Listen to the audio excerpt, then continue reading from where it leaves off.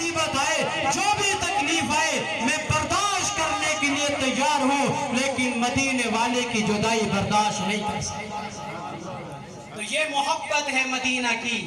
اور میرے نبی نے فرمایا، اللہ کے نبی تو رحمان مہربان نبی ہے، رحمت والے نبی ہیں۔ اللہ کے نبی نے ایک حدیث مبارکہ فرمایا من زار قبری کان فی جواری یوم القیامہ۔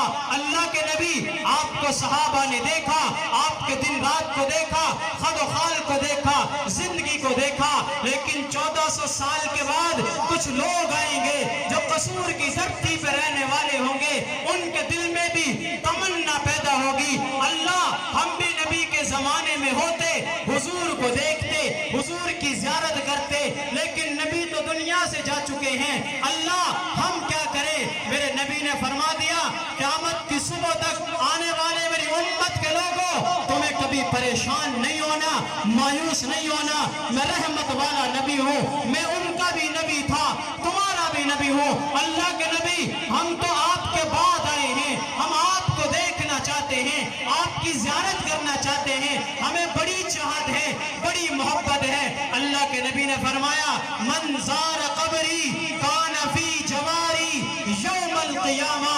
امت کے لوگوں آؤ میں تمہیں اعلان کرتا ہوں، میرے دنیا سے جانے کے بعد وہ قصور کا رہنے والا ہو، پاکستان کا رہنے والا ہو، ہندوستان کا رہنے والا ہو، امریکہ کا رہنے والا ہو، افریقہ کا رہنے والا ہو، وہ دنیا کے کسی بھی چپے کا رہنے والا ہو، وہ وہاں سے اٹھ کر میرے روزے کی زیارت کر لے گا۔ من زار قبری کان فی جواری یوم القیامہ، وہ کل قیامت کے دن محمد الرسول اللہ کے پڑوس میں اسے جگہ عطا فرمائی۔ تو یہ مدینہ کی عظمت ہے۔ اور یاد رکھیے گا اللہ نے جنت میں ساری کی ساری نعمتیں رکھی ہیں، لیکن ایک نعمت ایسی ہے جنت بھی جس سے محروم ہے، جنت میں سب کچھ تو ہے لیکن مدینہ نہیں ہے۔ تو اس لیے ہم اگر بغیر مدینہ دیکھے جنت میں چلے بھی جائیں گے، یقیناً یہ چاہت دل میں رہے گی۔ اس لیے ہم میں سر انسان کو چاہت بھی کرنی چاہیے، رب سے دعا بھی کرنی چاہیے۔ اور جانے والے ساتھیوں کے لیے میں یہ پیغام دوں گا، انہیں میسج دوں گا، تم جس جگہ پہ جا رہے ہو وہاں جا کر اس مدینہ کی عظمتوں کا خیال کرنا۔ اگر کوئی چیز تمہیں ناگوار بھی لگے، میں ایک مثال عرض کرتا ہوں، آپ نے ایک ملازم رکھا ہو اور ملازم آ کر دفتر میں بیٹھ کر مالک سے کہیں، آفیسر سے کہیں وہ دیکھو جی یہ چیز ٹھیک نہیں ہے، یہ چیز ٹھیک نہیں ہے، تو وہ کہتا ہے کہ تیرا جو کام ہے تو کر، تو نوکر ہے، ملازم ہے، تو کیا ہے اسے نکال دیتا ہے۔ تو میرے بھائیوں میری اور آپ کی یہی حیثیت ہے، ہم مدینہ میں جائیں، نبی کے شہر میں جائیں، وہاں جا کر زبان پہ کبھی یہ جملہ نہ لانا کہ فلاں چیز ٹھیک نہیں ہے، فلاں چیز ایسے ہوتی تو اچھا تھا۔ وہ نبی کا شہر ہے، اللہ نے اگر ہمیں قبول کر لیا ہے تو وہاں کی ہر چیز کی تعریف ہی کرنی ہے، اس کی عظمت کو دل میں رکھنا ہے اور اس کا ادب کرنا ہے۔ ادب کتنی بڑی چیز ہے۔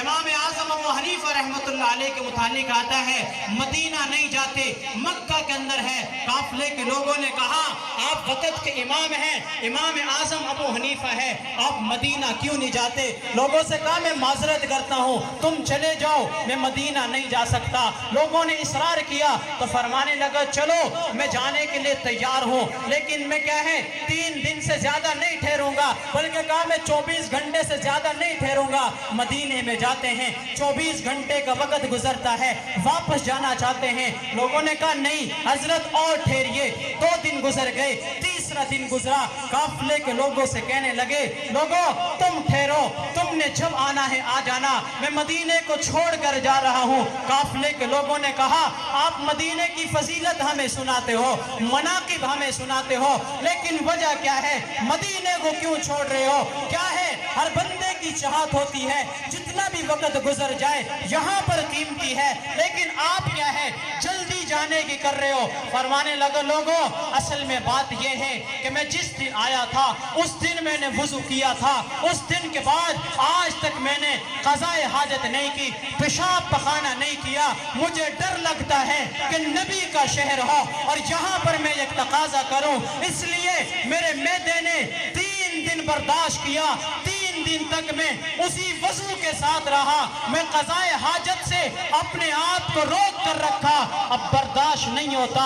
ان لوگوں نے مدینے کا ادب کیا۔ قاسم نانوتوی ہے، دارالعلوم دیوبند کا بانی ہے، مدینہ میں جاتا ہے، جب جیسے ہی مدینہ کا شہر داخل ہوتا ہے پاؤں سے جوتے نکال کر بغل میں ڈال لیتا ہے۔ پوچھنے والوں نے کہا حضرت مدینہ تو بڑی دور ہے، آپ نے جوتے کیوں نکالے ہیں؟ پاؤں زخمی ہو رہے ہیں، آپ ننگے پاؤں جا رہے ہیں، پتھریلی زمین ہے۔ فرمانے لگے لوگوں ٹھیک ہے تمہاری بات اپنی جگہ، لیکن مجھے ڈر ہے کہیں ایسا نہ ہو کہ اس جگہ پر امام الانبیاء کے قدم پڑے ہو اور قاسم نانوتوی کے جوتے پڑ جائیں۔ میں اسے بے ادبی سمجھتا ہوں، اس لیے میں مدینے جانا چاہتا ہوں، ننگے پاؤں جانا چاہتا ہوں، سر کو جھکا کر جانا چاہتا ہوں۔ اس لیے مدینہ جانے والے اس ادب کا خیال کریں اور رہنے والے ان کی زیارت بھی کریں، ان کو دعاؤں کی درخواست بھی کریں کہ حضور کے روضے پہ جائیں، جا کر ہمارا سلام عرض کریں۔ میں چند کلمات کے ساتھ اپنی بات کو ختم کرنا چاہتا ہوں۔ میری اور آپ کی یہ دعا ہے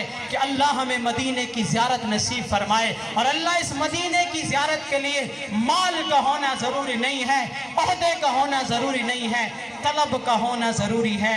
جب رب بلانے پہ آتا ہے تو وہ غریب کو بھی بلا لیا کرتا ہے، اور نہ بلانے پہ آئے تو بادشاہوں کو بھی نہیں بلایا کرتا۔